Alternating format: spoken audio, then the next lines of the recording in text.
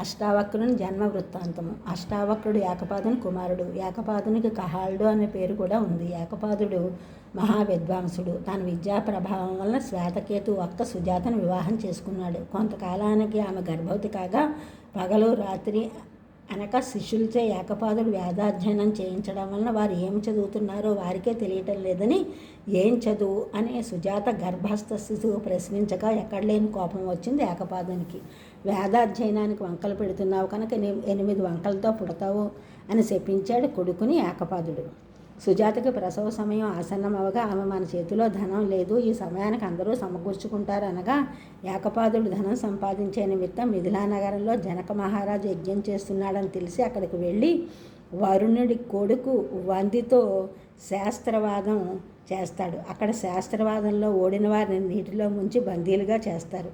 ఆ విధంగా శాస్త్రవాదంలో ఓడి అక్కడ బందీగా అవుతాడు ఏకపాదుడు. అదే సమయంలో సుజాతకి అష్టావక్రుడు 8 వంకలతో పుట్టాడు. సుజాత తల్లి కుశిక సుతకి శ్వేతకేతువు జన్మించాడు. ఆ విధంగా శ్వేతకేతువు అష్టావక్రుడు ఒకే చోట పెరిగి ఒకే చోట శ్వేతకేతువు తండ్రి ఉద్దాలకుని దగ్గర 12 సంవత్సరాలు వచ్చే వరకు వేదాలు వేదాంగాలు క్షుణ్ణంగా అభ్యసించారు. ఒకనాడు ఉద్దాలకుడి ఒడిలో కూర్చున్నాడు అష్టావక్రుడు. ఉద్దాలకుడే తండ్రి అని శ్వేతకేతువు తన అన్న అని అనుకున్నాడు. పుట్టిన నాటి నుండి తండ్రిని ఎరుగని అష్టావక్రుడు. శ్వేతకేతువు వచ్చి నా తండ్రి ఒడిలో నువ్వు కూర్చుంటావు ఏమిటి, నీ తండ్రి ఒడిలో నువ్వు కూర్చో అని కిందికి లాగేస్తాడు. వెంటనే తన తల్లి వద్దకు వెళ్ళి తన తండ్రిని గూర్చి అడవగా తండ్రి ఉనికి మిథిలలో ఉందని తెలుసుకుని మేనమావ శ్వేతకేతువుతో సహా మిథులకు వెళ్తాడు. అష్టావక్రుడు యజ్ఞావశాల వద్దకు ప్రవేశించాడు. ద్వారపాలకులు వారిని లోపలికి వెళ్ళనివ్వలేదు. మీరు చిన్నపిల్లలు, ఇది యజ్ఞసభ, మహా విద్వాంసులు, యజ్ఞంలో ఆరితేరిన వాళ్ళు, వృద్ధులు తప్ప ఇతరులు వెళ్ళడానికి వీల్లేదన్నారు ద్వారపాలకులు. అదేమన్నమాట అంటూ అడ్డు తగిలాడు అష్టావక్రుడు. వయస్సు తల పండడం ఏమాత్రం జరిగితే మనిషి వృద్ధుడు పండితుడు అయిపోయినట్లేనా? జ్ఞానం కాదా ప్రధానం? జ్ఞానం కలవాడు బాలుడైనా పూజింపదగినవాడే, పొగడదగినవాడే. సందేహం లేదు, కుర్రవాళ్ళమని మమ్మల్ని అవమానించవద్దు. మీ రాజ్యసభలో కొమ్ములు తిరిగి ఉన్నాడే వంది, అతడితో వాదించే నిమిత్తం వచ్చాం. మహారాజుతో మనవి చెయ్యి అన్నాడు అష్టావక్రుడు. సరే ప్రయత్నిస్తానన్నాడు. జనకుడితో చెప్పగా జనకుడు రమ్మని చెప్పాడు. జనకుడు తో సహా మేనమామతో సభలో ప్రవేశించాడు అష్టావక్రుడు. ఎన్నో ప్రశ్నలు వేశాడు జనకుడు. అన్నిటికీ సమాధానాలు చెప్పాడు. జనకుడు ఈ విధంగా ప్రశ్నించాడు. 6 నాభులు, 12 అంశలు, 24 పర్వాలు, 360 రేకులు. ఇది తెలుసుకున్నవాడు పండితుడు. అష్టావక్రుడు ఈ విధంగా సమాధానం చెప్పాడు. 6 ఋతువులు నాభులు, 12 మాసాలు అంశలు, 24 పక్షాలు పర్వాలు, 364 రేకులు ఈ కాలచక్రం నిన్ను కాపాడుతుంది. జనకుడు బడబలవలే కలుసుకుని ఏవి ఎవరి వల్ల గర్భం ధరించి ఎవరిని కంటాయి? అష్టావక్రుడు పూర్వ ఉత్తర అరణులు వాయువుతో కలిసి కనిన అగ్ని వలన బాధ నీ శత్రువులకు కూడా కలగకుండా ఉండాలి. జనకుడు నిద్రలో కళ్ళు మూయని వాళ్ళెవరు? అష్టావక్రుడు చేపలు. జనకుడు జన్మించిన కదలనిది ఏది అని అడుగుగా అష్టావక్రుడు గుడ్డు అని సమాధానం చెప్పాడు. జనకుడు హృదయం లేనిది ఏది? అష్టావక్రుడు రాయి. జనకుడు వేగం వల్ల ఏది పెరుగుతుంది అని అడిగాడు. అష్టావక్రుడు ఏరు అని చెప్పాడు. సంతోషించాడు జనకుడు. నువ్వు దేవతవి, సామాన్యుడివి కావు, వెంటనే మండపానికి దయచేయి, ఇతడే వంది అని వందిని పరిచయం చేశాడు జనకుడు. వంది వైపు తిరిగి అష్టావక్రుడు గంభీరంగా అన్నాడు. వంది, పండితుల్ని వాదనలో వేగగొడుతున్నావు, వాళ్ళని నీళ్ళల్లో ముంచేస్తున్నావు, ప్రళయాగ్నిలో సెలయేరు అర్చుకుపోతుంది. అలాగే నా ముందు నీ వాదన అణగారిపోతుంది వెంటనే అన్నాడు అష్టావక్రుడు. వెంటనే వాదనకి దిగాడు వంది. వంది విధంగా ప్రశ్నించాడు. అనేక విధాల ప్రజ్వలిస్తాడు అగ్ని ఒక్కడు, అంతటినీ వెలిగిస్తాడు సూర్యుడు ఒక్కడు.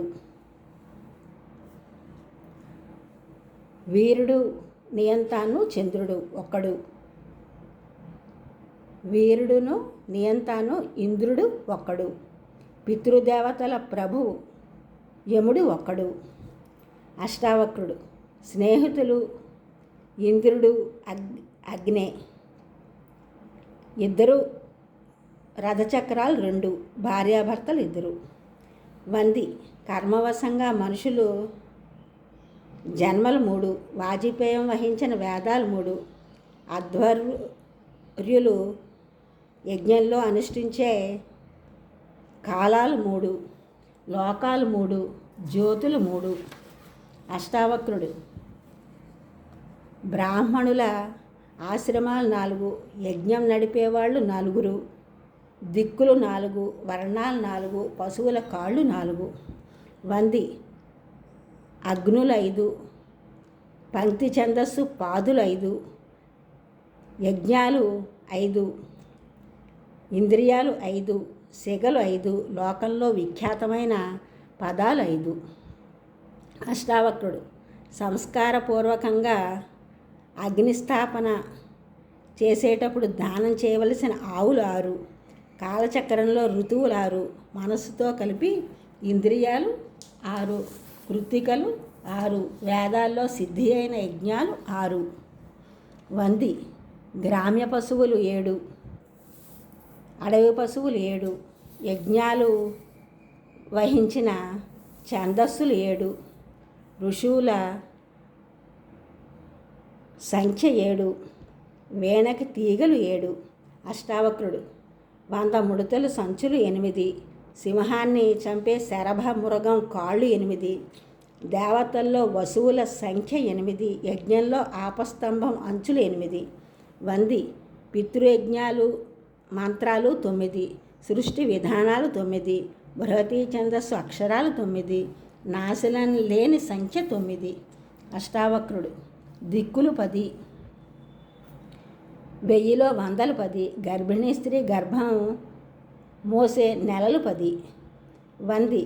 రూపాల సంఖ్య 11, ప్రాణుల వికారాలు 11, దేవతల్లో రుద్రుల సంఖ్య 11. అష్టావక్రుడు.